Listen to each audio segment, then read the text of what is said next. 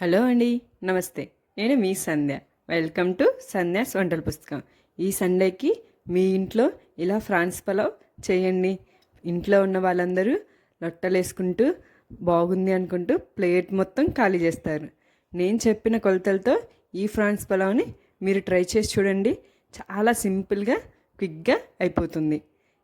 France pulao ఎలా చేయాలో చూద్దాం రండి.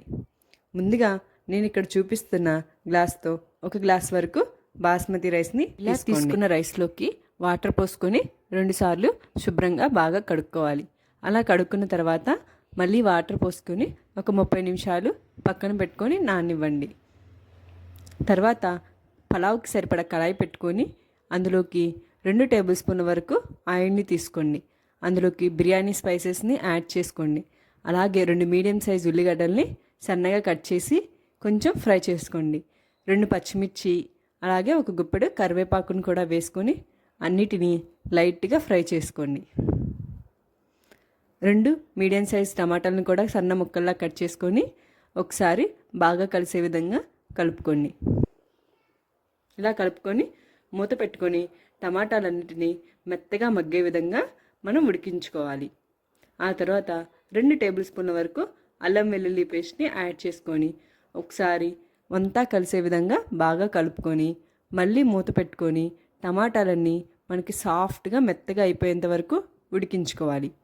ఇలా 5 నిమిషాల తర్వాత మనం ముందుగా శుభ్రం చేసి పెట్టుకున్నటువంటి ఫ్రాన్స్ని ఇందులోకి యాడ్ చేసుకోండి. నేను 1/2 కిలో వరకు ఫ్రాన్స్ని తీసుకున్నాను. ఇలా ఫ్రాన్స్ వేసుకొని ఒకసారి అంతా కలిసిపోయే విధంగా బాగా కలిపుకొని మనకి ఫ్రాన్స్ అంతటికి ఆయిల్లో బాగా వేగనివ్వాలి. ఇలా కలుపుకుంటూ ఒక 5 నిమిషాల వరకు మనం ఫ్రాన్స్ని వేపుకోవాలి. 1 టేబుల్ స్పూన్ పసుపు, అలాగే 2 స్పూన్ల వరకు కారాన్ని, అలాగే 2 స్పూన్ల వరకు సాల్ట్ని కూడా తీసుకోండి. 1 టేబుల్ స్పూన్ వరకు ధనియాల పొడిని, అలాగే ఒక 1/2 టేబుల్ స్పూన్ వరకు జీలకర్రని వీటన్నిటిని వేసుకొని ఒకసారి బాగా కలబెట్టుకోండి. ఇలా కలబెట్టుకున్న తర్వాత మూత పెట్టుకొని ఒక 5 నిమిషాల వరకు ఉడకనివ్వండి. ఫ్రాన్స్కి ఆ మసాలా ఫ్లేవర్స్ అన్నీ పట్టే విధంగా మనం ఫ్రై చేసుకోవాలి. ఇలా ఒక 5 నిమిషాలు ఉడికిన తర్వాత ఒకసారి అంతా బాగా కలుపుకోవాలి. ఇలా అంతా బాగా కలుపుకున్న తర్వాత ఒక చిన్న కప్పు నిండా పెరుగుని ఇందులోకి యాడ్ చేసుకోండి. ఇక్కడ నేను చూపిస్తున్న విధంగా పెరుగుని యాడ్ చేసుకొని ఒకసారి అంతా కలిసే విధంగా బాగా కలబెట్టుకోండి. ఇలా కలిసాక ఒక గుప్పెడు కొత్తిమీర, ఒక గుప్పెడు పుదీనాను వేసుకొని బాగా కలుపుకోండి. మూత పెట్టుకొని మనకి ఆయిల్ అంతా పైకి తేలే విధంగా మనం ఫ్రై చేసుకోవాలి. అలా ఫ్రై అయిన తర్వాత మనము ముందుగా నానబెట్టుకున్నటువంటి రైస్ని ఇందులోకి యాడ్ చేసుకోండి. ఇలా యాడ్ చేసుకున్న తర్వాత మనం 1 గ్లాస్ బాస్మతి రైస్కి 1.5 గ్లాస్ వరకు వాటర్ని తీసుకుంటున్నాము. ఇలా వాటర్ని తీసుకొని ఒకసారి అంతా కలిసే విధంగా బాగా కలుపుకోవాలి. ఒకసారి ఇప్పుడు మనం సాల్ట్ని చెక్ చేసుకొని సాల్ట్ కనుక సరిపోకపోతే ఇందులోకి యాడ్ చేసుకోండి.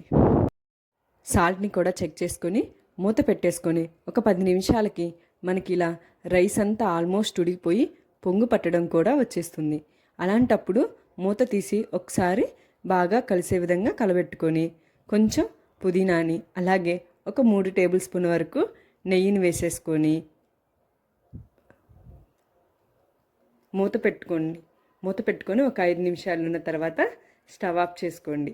స్టవ్ ఆఫ్ చేసుకొని కొద్దిసేపు ఒక 10 నిమిషాలు పక్కన పెట్టేసుకొని ఒకసారి మూత తీసి మొత్తాన్ని కలుపుకొని చూడండి.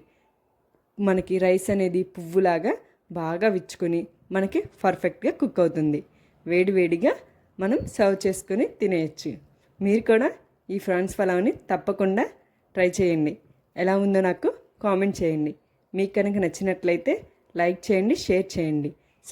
మరిన్ని వీడియోస్ కోసం మన ఛానల్ని తప్పకుండా సబ్స్క్రైబ్ చేసుకోండి. Thank you for watching.